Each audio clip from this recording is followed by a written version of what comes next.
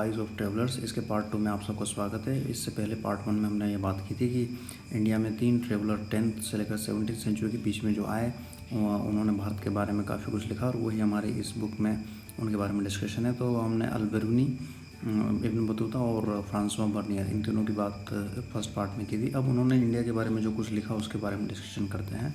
सबसे पहले अल-बिरूनी की बात करते हैं। अल-बिरूनी ने ये बताया कि इंडिया के बारे में लिखने में, समझने में जो उन्हें प्रॉब्लम्स आई अंडरस्टैंडिंग में, उसके लिए उन्होंने 3 बैरियर्स बताए हैं, 3 अवरोध उन्होंने बताए हैं। फर्स्ट बैरियर था लैंग्वेज का। जो उन्होंने टेक्स्ट पढ़ा यहाँ पर ज़्यादातर वो संस्कृत में था और संस्कृत के टेक्स्ट को पढ़ करके वो इंडिया के बारे में इन्फॉर्मेशन ले रहे थे।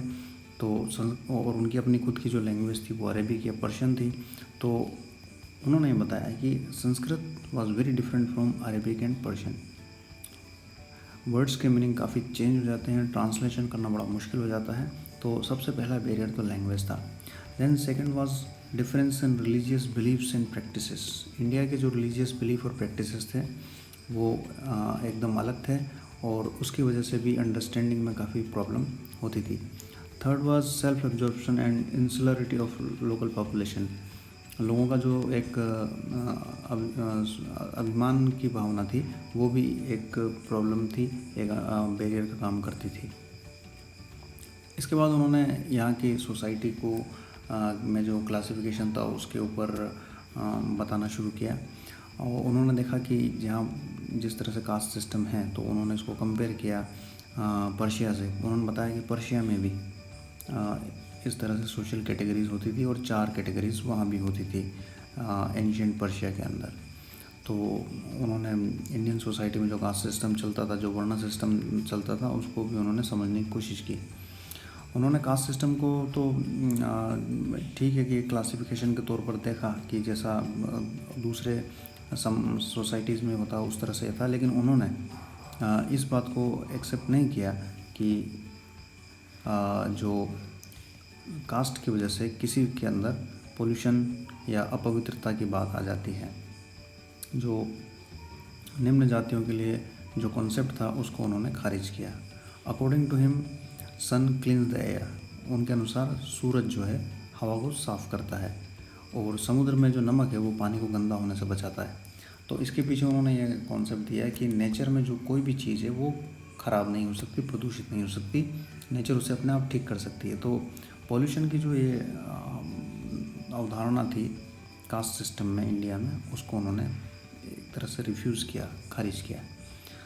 इसके बाद हम ये देखते हैं कि उन्होंने कास्ट सिस्टम को एक्सप्लेन भी किया, लेकिन जिस लिहाज से उन्होंने उसको देखा, रियलिटी में इस तरह से रिजिडनेस नहीं थी कास्ट सिस्टम के अंदर। फॉर एग्ज़ाम्पल हम बात करते हैं अंत्यज की।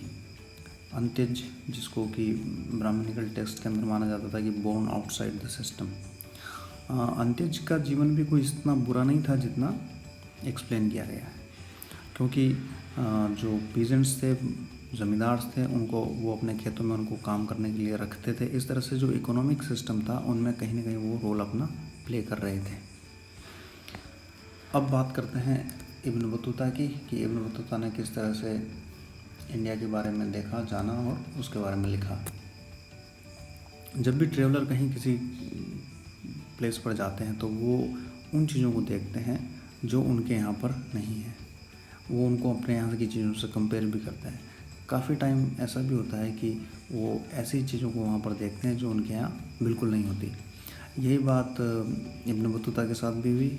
इब्न बतूता ने इंडिया में देखा 2 पेड़, एक तो कोकोनट और एक पान। वो उनके लिए एकदम नई चीज़ थी, अनफेमिलियर थी। उन्होंने इसके बारे में काफ़ी कुछ लिखा। कोकोनट के बारे में लिखा कि ये एक ऐसा बड़ा यूनिक टाइप का फल है जिसमें जिसका जो मनुष्य के सिर से मिलता जुलता है, जिसमें 2 आँखें भी बनी हुई है, मुंह भी बना हुआ है इस तरह से। और पान के बारे में भी उन्होंने लिखा कि बड़ा इंटरेस्टिंग सा है, इसको केवल पत्तों के लिए उगाया जाता है और उसमें फिर सुपारी लगा करके और मुंह में रख करके इसको चबाया जाता है। फिर उन्होंने शहरों के बारे में लिखा, इंडियन सिटीज़ के बारे में लिखा और उन्होंने बताया कि इंडियन सिटीज़ जो थी वो वेल डेवलप्ड थी और उस समय जो लोग थे वहाँ के, इंडिया के, जो भी जिनके अंदर अच्छा कौशल था, जिनके अंदर कुछ अच्छा करने की चाहत थी और टैलेंट था, वो लोग शहरों में आकर के रहते थे और अपनी सेवाएं दिया करते थे। शहरों को उन्होंने बताया कि बड़े डेंसली पॉपुलेटेड थे, काफ़ी प्रॉस्परस थे और सिटीज़ जो थी वो केवल इकोनॉमिक ट्रांजिशन की जगह नहीं थी, इसके बजाय वो सोशल और कल्चरल एक्टिविटीज़ के हब थे। यहाँ पर कई तरह की सामाजिक और सांस्कृतिक गतिविधियाँ चलती रहती थी और बाज़ार केवल इकोनॉमिक पर्पस से ही नहीं डेवलप किए जाते थे। उन्होंने ये भी कहा कि ज़्यादातर बाज़ार के अंदर टेंपल भी होता था और मॉस्क भी होती थी, मस्जिद भी होती थी और कई जगह पर तो ये भी होता था कि प्रोग्राम जो डांस का या सिंगिंग के प्रोग्राम के लिए प्लेस भी अवेलेबल करवाया जाता था। उन्होंने बताया कि दिल्ली जो है वो इंडिया का सबसे बड़ा शहर था उस समय, काफ़ी बड़ा, और इवन महाराष्ट्र में जो दौलताबाद था वो भी कहीं ना कहीं दिल्ली से थोड़ा ही छोटा रहा होगा।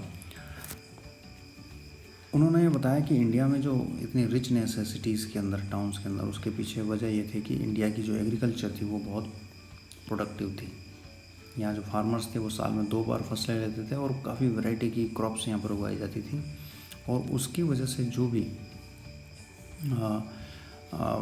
जो शहर थे वो इससे अधिशेष प्राप्त करते थे और उसकी वजह से शहरों का काफ़ी डेवलपमेंट हुआ। उस समय तक जो इंडिया था वो वर्ल्ड के काफ़ी सारे दूसरे हिस्सों से बहुत ही अच्छे नेटवर्क से जुड़ा हुआ था, ट्रेड और कॉमर्स के।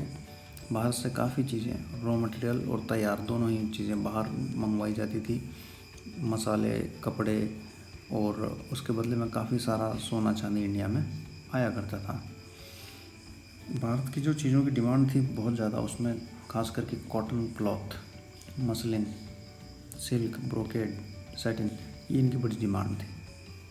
इब्न बतूता बताता है कि जो मसलिन था वो इतना फेमस था, इतना बारीक था यहाँ का, इतना फ़ाइन था कि बहुत ही महंगा होता था और हर कोई उसको ख़रीदने की सोच भी नहीं सकता था, केवल अमीर लोग ही उसे ख़रीद करके पहना करते थे।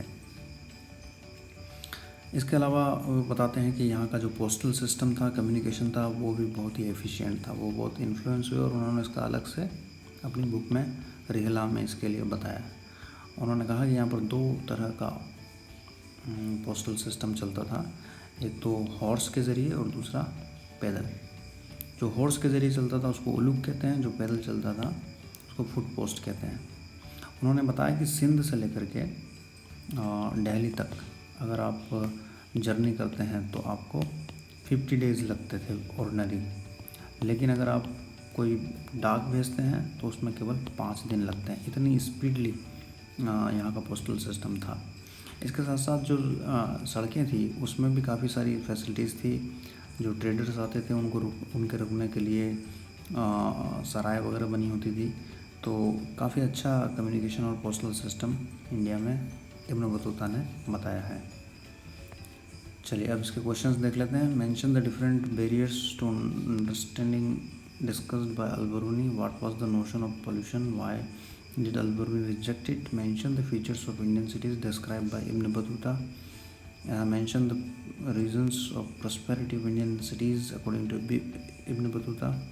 Why was Ibn Battuta amazed by efficiency of postal system of India? चलिए अब इसके बाद बर्नियर वाला जो पार्ट बचा है वो हम नेक्स्ट पार्ट में कंप्लीट करेंगे। थैंक्स।